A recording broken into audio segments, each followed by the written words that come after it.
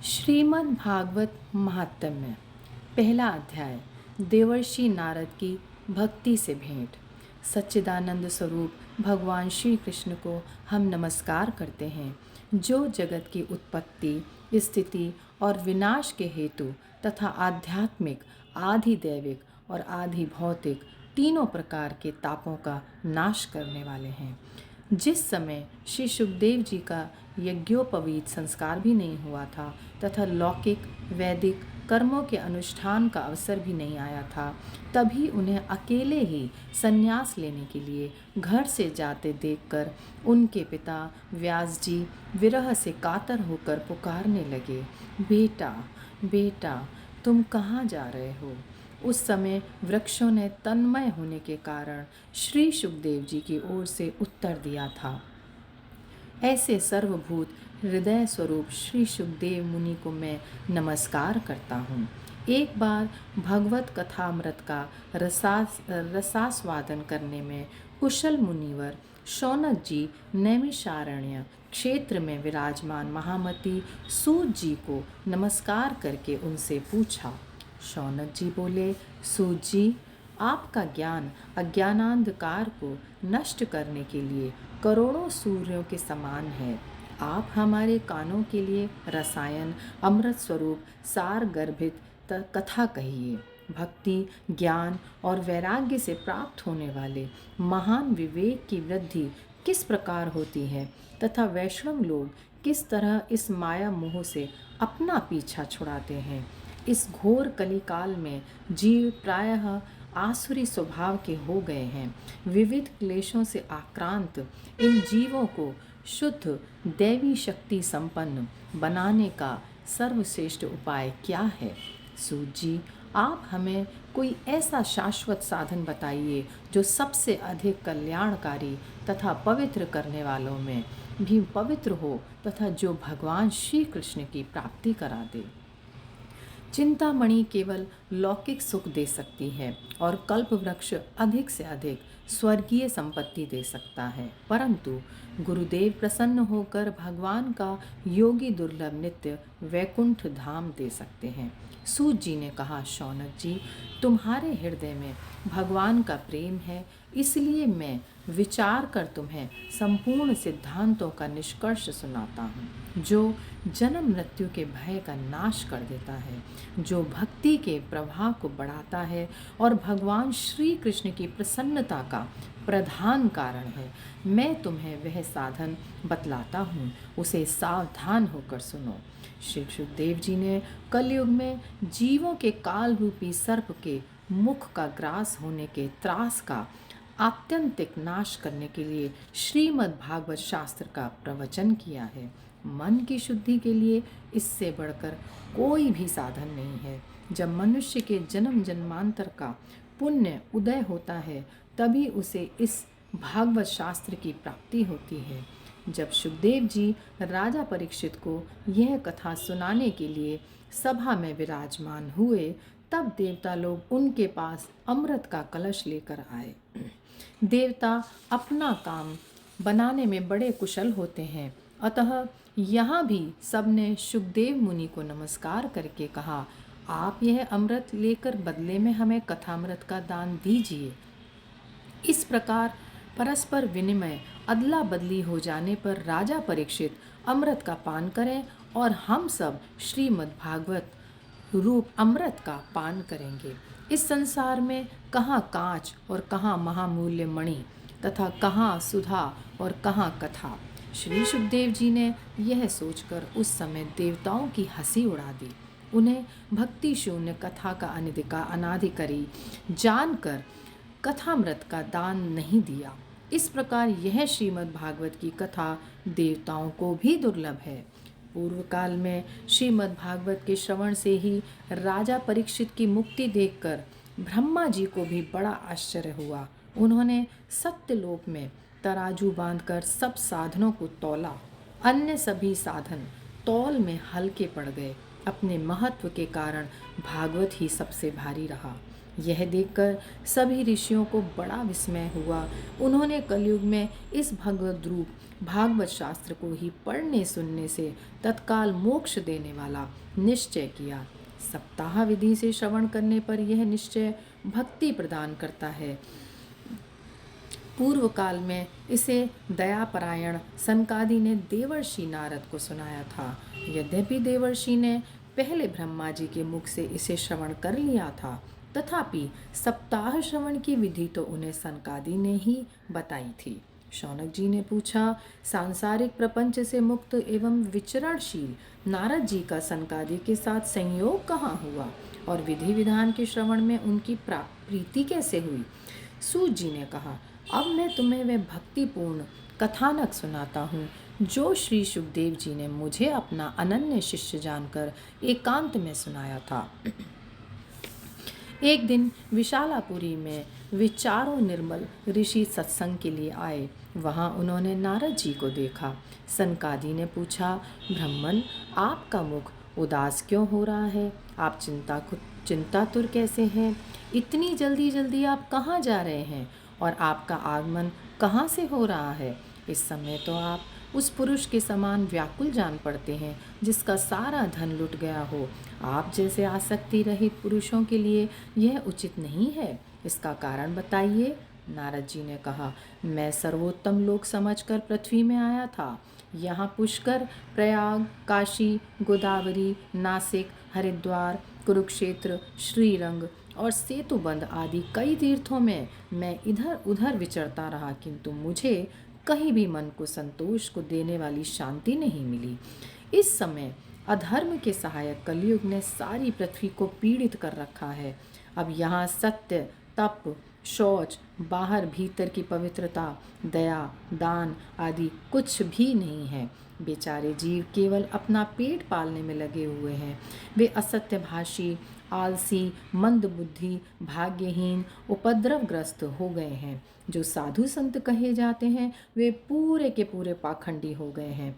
देखने में तो वे विरक्त हैं, किंतु स्त्री धन आदि सभी का परिग्रह करते हैं। घरों में स्त्रियों का राज्य है। साले सलाहकार बने हुए हैं। लोभ से लोग कन्या विक्रय करते हैं और स्त्री पुरुषों में कलह मचा रहता है। महात्माओं के आश्रम, तीर्थ और नदियों पर यवनों विधर्मियों का अधिकार हो गया है। उन दुष्टों ने बहुत से देवालय भी नष्ट कर दिए हैं। इस समय यहाँ न तो कोई योगी है, न सिद्ध है, न ज्ञानी है और न सत्कर्म करने वाला ही है। सारे साधन इस समय कलिरूप दावानल से जलकर भस्म हो गए हैं। इस कलयुग में सभी देशवासी बाजारों में अन्न बेचने लगे हैं। ब्राह्मण लोग पैसा लेकर वेद पढ़ाते हैं और स्त्रियां वेश्यावृत्ति से निर्वाह करने लगी हैं।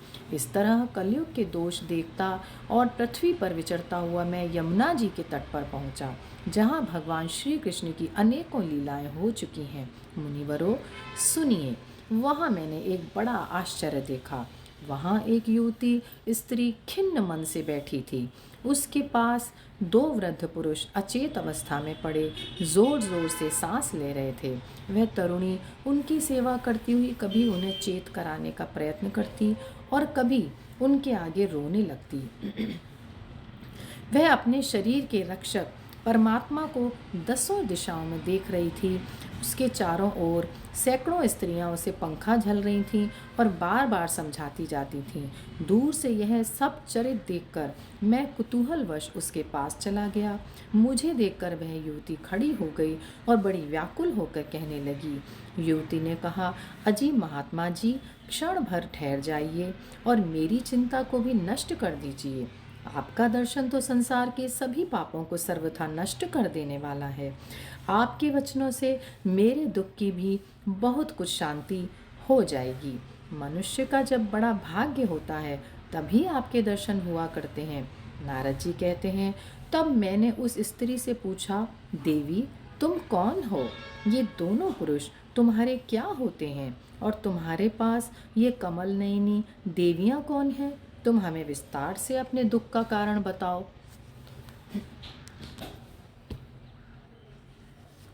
युवती ने कहा, मेरा नाम भक्ति है। ये ज्ञान और वैराग्य नामक मेरे पुत्र हैं। समय के फेर से ये ऐसे जर्जर हो गए हैं। ये देवियाँ, गंगा जी आदि नदियाँ हैं।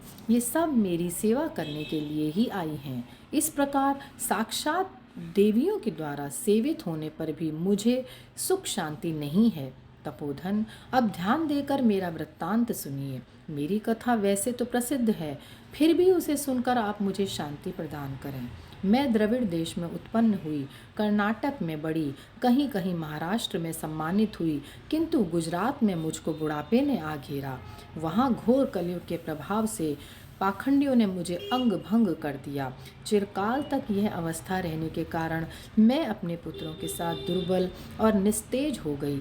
अब जब से मैं वृंदावन आई, तब से पुनः परम सुंदरी स्वरूपवती नवयुवती हो गई हूँ। किंतु सामने पड़े हुए ये दोनों मेरे पुत्र थके मांदे दुखी हो रहे हैं। अब मैं यह स्थान छोड़कर अन्यत्र जाना चाहती हूँ। ये दोनों बूढ़े हो गए हैं, इसी दुख से मैं दुखी हूँ। मैं तरुणी क्यों और ये दोनों मेरे पुत्र बूढ़े क्यों? हम तीनों साथ साथ रहने वाले हैं, फिर ये विपरीतता क्यों? होना तो यह चाहिए कि माता बूढ़ी हो और पुत्र तरुण। इसी से मैं आश्चर्यचकित चित्त से अपनी इस अवस्था पर शोक करती रहती हूँ। आप परम बुद्धिमान एवं योग निधि हैं, इसका क्या कारण हो सकता है, बताइए। नारद जी ने कहा, साध्वी, मैं अपने हृदय में ज्ञान दृष्टि से तुम्हारे संपूर्ण दुख का कारण देखता हूँ। तुम्हें विषाद नहीं करना चाहिए, श्री हरि तुम्हारा कल्याण करेंगे। सूत जी कहते हैं, मुनिवर, नारद जी ने एक क्षण में ही उसका कारण जानकर कहा। नारद जी ने कहा, देवी सावधान होकर सुनो, यह दारुण कलयुग है। इसी से इस समय सदाचार, योग मार्ग और तप आदि सभी लुप्त हो गए हैं। लोग शठता और दुष्कर्म में लगकर अघासुर बन रहे हैं।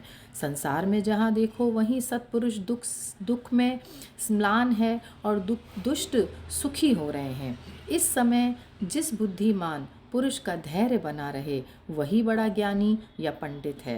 पृथ्वी क्रमशः प्रतिवर्ष शेष के लिए भारत रूपी होती जा रही है। अब यह छूने योग्य तो क्या, देखने योग्य भी नहीं रह गई है, और न इसमें कहीं मंगल ही दिखाई देता है। अब किसी को पुत्रों के साथ तुम्हारा दर्शन भी नहीं होता।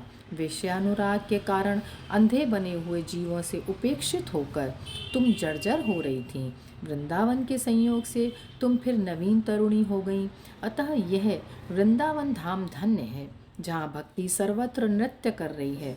परंतु तुम्हारे इन दोनों पुत्रों का यहाँ कोई ग्राहक नहीं है, इसलिए इनका बुढ़ापा नहीं छूट रहा है। यहाँ इनको कुछ आत्मसुख, भगवत स्पर्श जनित आनंद की प्राप्ति होने के कारण ये सोते से जान पड़ते हैं। भक्ति ने कहा, राजा परीक्षित ने इस पापी कलयुग को क्यों रहने दिया? इसके आते ही सब वस्तुओं का सार न जाने कहाँ चला गया।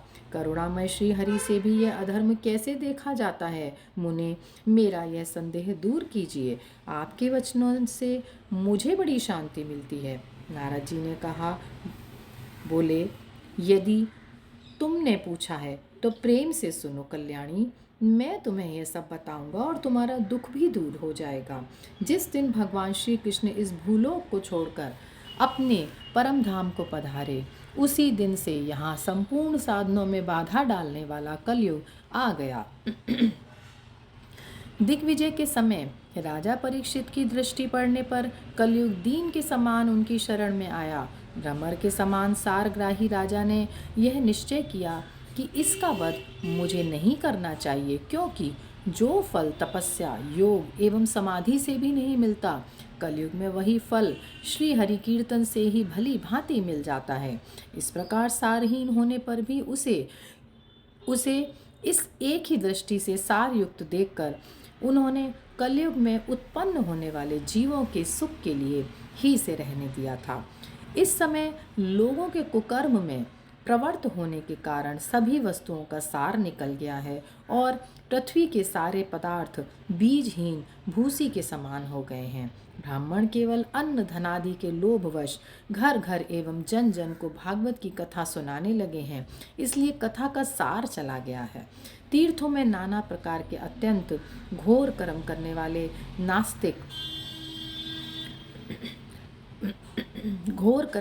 वाले नास्तिक और नार की पुरुष भी कर रहने लगे हैं, इसलिए तीर्थों का भी प्रभाव जाता रहा। जिनका चित्त निरंतर काम, क्रोध, महान लोभ और तृष्णा से तपता रहता है, वे भी तपस्या का ढोंग करने लगते हैं, इसलिए तप का भी सार निकल गया। मन पर काबू न होने के कारण तथा लोभ, दंभ और पाखंड का आश्रय लेने के कारण एवं शास्त्र का अभ्यास न करने से ध्यान योग का फल मिट गया। पंडितों की ये दशा है कि वे अपनी स्त्रियों के साथ भैंसों की तरह रमण करते हैं, उनमें संतान पैदा करने की ही कुशलता पाई जाती है। मुक्ति साधन में वे सर्वथा अकुशल हैं। संप्रदायानुसार प्राप्त हुई वैष्णवता भी कहीं देखने में नहीं आती। इस प्रकार जगह जगह सभी वस्तुओं का सार लुप्त हो गया है। यह तो इस युग का स्वभाव ही है, इसमें किसी का दोष भी नहीं है।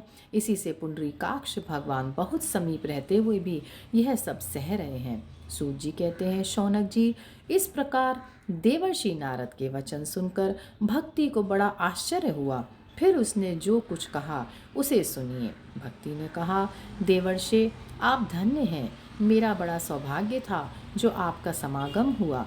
संसार में साधुओं का दर्शन ही समस्त सिद्धियों का परम कारण है।